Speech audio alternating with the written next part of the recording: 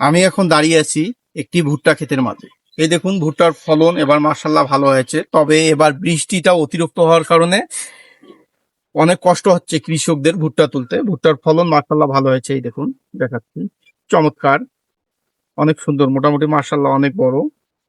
এই দেখুন অনেক সুন্দর ভুট্টাটা। আর ভুট্টা একটি আর্থিক ফসল এবং একটি উপকারী ফসল। বিশেষ করে আমাদের গ্রাম অঞ্চলে ভুট্টাটার চাষ ব্যাপক হয়। এই ভুট্টার পপকর্ন, তারপরে এগুলো ভাজি করে কিংবা এগুলো যখন কাঁচা থাকে ছোট্ট তখন পুড়ে খাই আমরা, অনেক সুস্বাদু। এবং এগুলো এই অবস্থায় পুড়ে খাওয়া যায়।